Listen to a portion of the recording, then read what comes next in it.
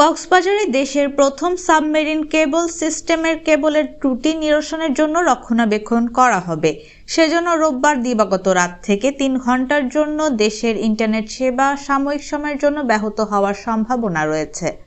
শনিবার ৩০ নভেম্বর সন্ধ্যায় রাষ্ট্রীয় প্রতিষ্ঠান বাংলাদেশ সাবমেরিন কেবলস পিএলসি বিষয়টি নিশ্চিত করেছে।